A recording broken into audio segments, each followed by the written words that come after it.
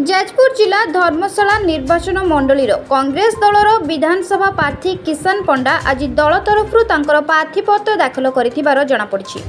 श्री पंडा 5000 रु ऊर्ध्व निज दलीय कर्मी एक विराट शोभायात्रार पटुआर निज बासभवन कुमारी बाहरी से प्रथमे धर्मशालार प्रसिद्ध देवी माँ जेमाशुणी पीठरे पूजार्चना करी मंदिर सम्मुखर कांग्रेस जिंदाबाद किसान भाई जिंदाबाद नाराबाजी दे शांति बजार बाहरी जारका बजार परिक्रमा करथिले। एहा परे शोभायात्रा कुआखिया दे जाजपुर उपजिलापाल कार्यालय में पहुंची।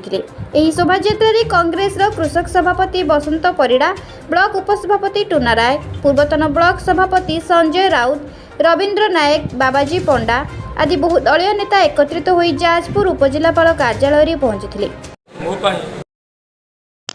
गुरुत्वपूर्ण निर्भर करी आगामी निर्वाचन में निमित्त धर्मशाला माटी आज धर्मशालार जनसाधारण धर्मशालार भाई भूमि न्याय ना समस्या सम्मुखीन होती। पानी पाऊनी, शिक्षा पाऊनी, स्वास्थ्य पाऊनी। 25 वर्ष शासन व्यवस्था ये निर्वाचन 25 वर्ष शासन व्यवस्था को धूलिसात करदब।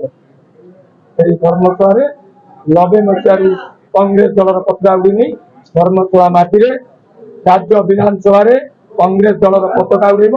यही कथा मु शपथ नहीं धर्मशाला जनसाधारण धर्मशाला भोटर भाई शपथ देखिए दीर्घ दशक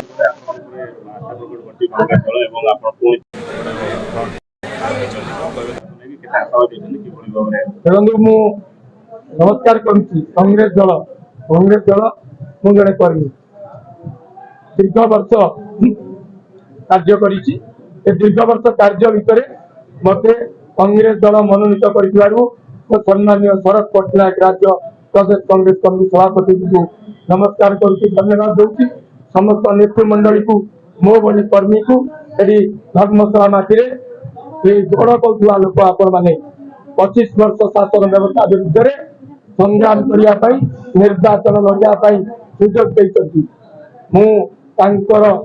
जो भरोसा यही मत सुजोग निश्चित भाव में संग्राम एभली करी अनुभव करेंगे से मैंने संग्राम मोर नुहे धर्मशाला माटीर धर्म। Bureau report Utkal 7 live.